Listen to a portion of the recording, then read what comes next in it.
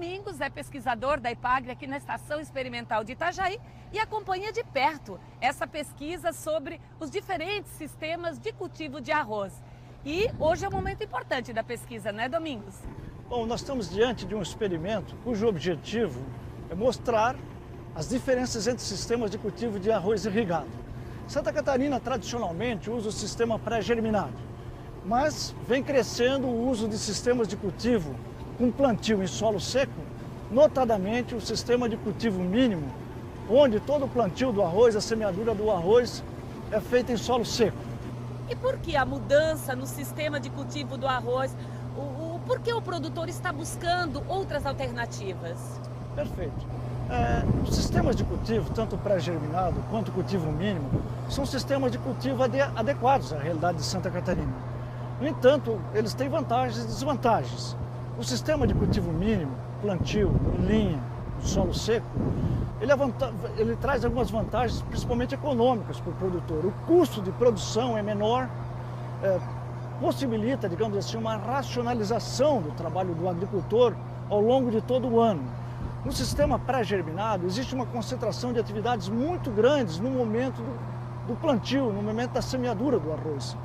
Já no sistema de semeadura em solo seco, com cultivo mínimo, todo o preparo do solo ele é antecipado. Termina a colheita do arroz e o agricultor já inicia aquelas práticas de preparo do solo.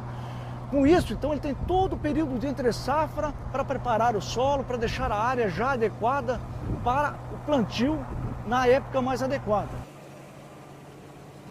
No sistema de cultivo mínimo do arroz, o preparo do solo pode ser feito imediatamente após a colheita. Aqui está sendo usado o implemento denominado rolo-faca, muito comum aqui em Santa Catarina. Mas pode-se utilizar outra forma de se fazer o preparo do solo, Domingos? O agricultor pode utilizar as ferramentas, os implementos que ele dispõe na propriedade. Pode ser uma enxada rotativa, uma grade, um rolo-faca, enfim, o que for mais conveniente para ele. A vantagem do rolo-faca é que ele mantém as sementes das plantas daninhas na superfície do solo. Quanto mais na superfície do solo essas sementes ficarem, mais facilmente elas virão a germinar. Aqui o preparo do solo já foi feito logo após a colheita, Domingos? Sim, perfeito. Aproveitou-se então a água que havia dentro da própria lavoura, a água que era água de irrigação. Essa é uma das vantagens, né, de não retirar essa água, né, da irrigação. Então aproveitou-se essa água, colheu-se dentro da água e fez-se então o preparo do solo com o rolo-faca. A etapa seguinte aqui então seria a drenagem dessa área para que possa então emergir e se desenvolver as plantas daninhas, que eventualmente possam estar presentes na superfície do solo. Chamando a atenção que é um preparo do solo bastante superficial, não é desejável que se faça um revolvimento muito grande do solo, porque quanto mais superficial ficarem as sementes das plantas daninhas, mais facilmente elas vão vir a germinar e facilitando assim o seu controle. E em que momento o produtor vai fazer o controle dessas plantas daninhas? É importante que ele não deixe essas plantas daninhas virem a produzir mais sementes. Então, antes que se complete o ciclo delas, elas deverão ser destruídas. O processo usual é através da dessecação, é através da aplicação do herbicida de ação total, que venha a controlar essas plantas. Muitas lavouras isso só vai ser feito imediatamente antes do plantio do arroz, ou seja, cerca de 30, 40 dias antes do plantio, quando a temperatura começa a se elevar na primavera. Uma vez dessecado a área, então pode ser feito o plantio em linha, sobre essa palhada dessecada. Ao final dessa pesquisa, Domingos, o que vocês pesquisadores buscam? A intenção é poder avaliar esses sistemas de cultivo, ver as vantagens e desvantagens que cada uma dessas formas de se plantar arroz possam trazer para o agricultor. A longo prazo, a gente sabe que poderá ter reflexos tanto no manejo das pragas, das plantas daninhas, na fertilidade do solo, enfim.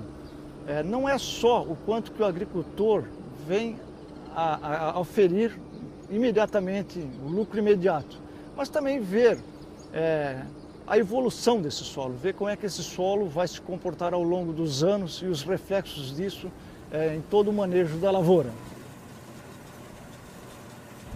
Essa é uma tendência que já havíamos percebido no passado, onde 100% da área de arroz irrigado de Santa Catarina utilizava o sistema pré-germinado, mas quando o sistema pré-germinado ele não é bem utilizado, especialmente na fase inicial de preparo do solo sob inundação, você pode ter algumas consequências no ambiente, especialmente em termos de liberação de água turva, né, para os rios e de alguma forma prejudicando os recursos hídricos.